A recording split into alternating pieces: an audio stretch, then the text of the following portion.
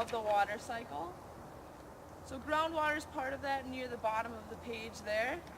But the main source where we get groundwater, we start with precipitation. Now there's three different forms of precipitation. Does anybody know those three forms? No. Yeah, that's one of them. Rain, sleet, ice. Yep. Rain, snow, and ice. So those are our three forms of precipitation. They're going to end up landing on the ground somewhere over here. And there's basically two things that water can do. It can either hit something impermeable like concrete or metal, and it's going to run off somewhere to a source where it can be absorbed. Otherwise, it can hit ground around us like this, be absorbed, percolate through the soil. And what I like to tell people is think of groundwater like a battery, because you can recharge and actually discharge the water or the energy, if you want to think of it as a battery.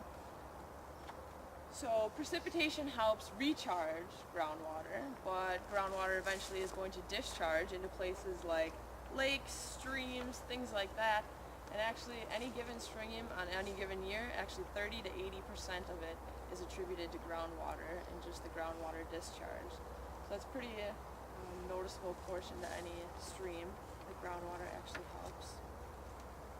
So now that we know a little bit about groundwater, thank you, I want you to think on the way to our next stop how important groundwater is and how many people depend on it, or if people depend on it at all. Do you think we use it? Do you think your neighbors use it? Who uses groundwater? So we're going to be thinking about that on the way to our next stop. Does anybody have any questions? Raining in the sun. All right, so no questions. Appropriate for your topic. Yeah, exactly. We're recharging. It's all right. Motion people. All right, so we'll head off to our next stop.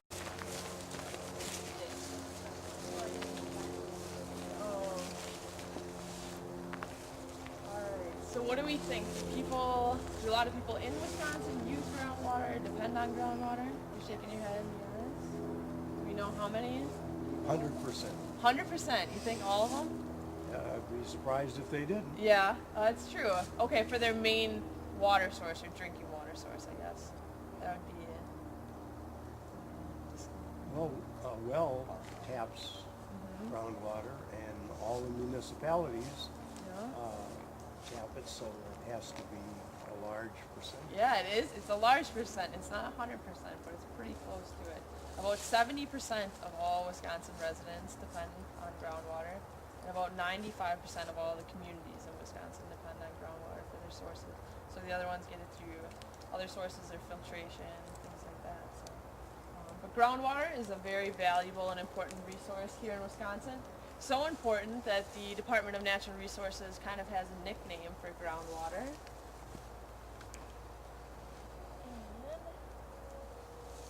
brought this to represent what the DNR's nickname of groundwater is. Anybody want to guess? Treasure. Yeah, it's actually the Department of Natural Resources' nickname for groundwater is Wisconsin's buried treasure, which is kind of an interesting nickname. There's two publications that the DNR puts out, the Department of Natural Resources, and you can see right on there they call groundwater the Wisconsin's buried treasure because it's so important and so valuable. 70% of the residents and 95% of the communities depend on this. So there's the private wells. Does anybody want to guess how many private wells we have in Wisconsin? 2,000. 2,000? It's a lot more than that. Way more than 50 million. Somewhere between 2,000 and 15 million. 700,000. It's actually really close, about 800,000 private wells right here in Wisconsin. So they're depending on groundwater. There's also the municipal ones like Dan was talking about. Any other places that might depend on groundwater that we can think of in the state? Or any other people? Animals. Yeah, animals definitely depend on people, or on groundwater, excuse me. What's that? Farmers. Yeah, farmers, agricultural operations definitely depend on groundwater. And the other one are businesses and industries. They're definitely big people that depend on groundwater as well. So with that, some of those publications, if you do have a private well, you should get that tested at least once a year just to make sure that nothing's in your well. And as we're talking about that, some contaminants and stuff like that, we're actually going to be talking about that at our next stop. But now that you know how many people depend on groundwater and what groundwater actually is, do you have any concerns about groundwater, its use, maybe what could be in it, anything like that? I want you to think about that on the way to our next stop. And if you want to keep those or walk and read them as we go, that's fine. But on the way there, just think if you have any concerns about groundwater, now that you know how dependent we are actually on it. Does anybody have any questions? No? Okay. All right, we'll head to our next stop.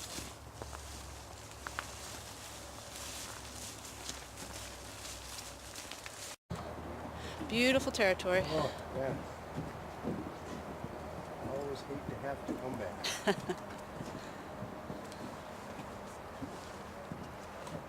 You gonna drink this water?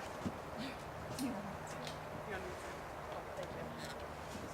Whoops, back. All right, so on the way over here, did anybody think of any kind of concerns they might have for groundwater now that we know how to do Yeah, high cap wells. high cap wells? Okay, so what about them? You don't want to put it close to a trough. Okay, so very personal. Oh, yes, we've had some issues. Okay, all right. Anybody else have any concerns? Leaching. Leaching, yeah. So leaching, contamination, definitely. With our increasing population, what are we?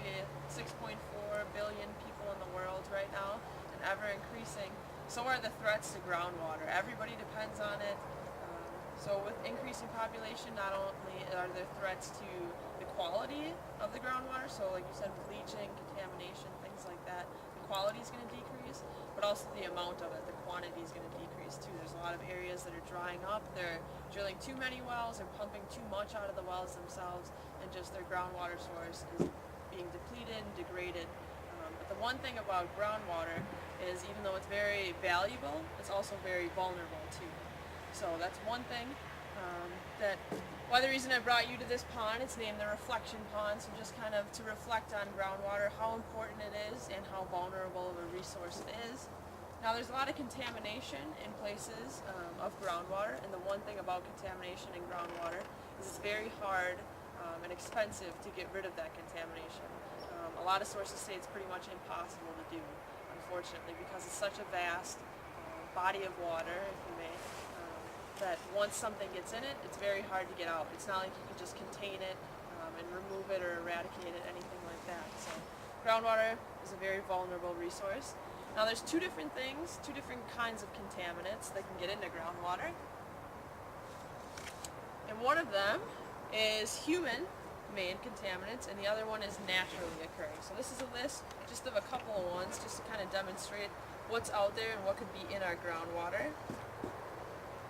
So the naturally occurring contaminants, those are mainly geological things. So mineral deposits, they could leach out possibly just because of the landscape itself. Now the human-made ones, like you said, leaching, those can come from landfills, septic systems, you name it. Agricultural systems, they often contribute to some contamination. So a pretty big list, and like I said, with the ever-increasing population, the land practice use is just going up, and there's an elevation in the contaminants. But a lot of this stuff, I don't want to worry you guys, it could possibly be in your groundwater, but it's really the concentration. So kind of to demonstrate that. So has anybody heard of concentration before, or know kind of what concentration is? What about the camps? So here we go, and we're gonna have, so if I just drop a little bit into the water, say that's nitrate, and this is our groundwater source, probably not gonna make that big of an impact on it. No, but if I take that and I dump the whole bottle in there of nitrate, there's probably gonna be a little bit more of an impact because there's a higher concentration of it. So that's why I don't want to worry you too much with that list and having all those on there. But like I was saying before at the earlier stop, if you do have a private well, to definitely get that tested at least once a year to see if there's any trace elements in there or trace amounts of those materials in there. Because obviously you don't want to be drinking that, you don't want your friends or family to be drinking it either. So now that we've gone over a little bit of the threats of groundwater, we're going to head to our next stop and talk about if anybody's doing anything about it, doing anything about these threats to help protect groundwater, or if it's just kind of everybody has that out of sight, out of mind mindset about it. You can't really see it, so we're not going to do anything about it. So on the way to our next stop, I want you to think about who would maybe be doing something about groundwater to help protect and conserve it. Does anybody have any questions? Why wasn't selenium on that list? Was selenium not on there? I didn't see it. Oh yeah, it's not on there. Oh. Yeah, I know this isn't a comprehensive list because if Okay. it was, we would be on for it. I fought Dairyland Power trying to put in a coal ash dump at the head of Seas Branch of the West Fork of the Kickapoo. I know I flunked chemistry, but I know selenium What is selenium not is? good. Yeah, exactly. Yeah. So anyway, I just was surprised. Oh yeah, there's so many I couldn't even fit them on probably a page or they'd have to be in like the type 8 font or something. So I don't want to stress your What eyes. you said is absolutely true, because the karst technology down, or geology down there is just like Swiss cheese, and it has these holes in it. So once the liner of the landfill breaks, and they all do, then you have that going in there, and you're absolutely correct. You cannot get that. Yeah, it's really hard. So that's why obviously the prevention is better than the treatment. We're going to be talking about that in our next stop, but who hopefully is out there to help prevent these things.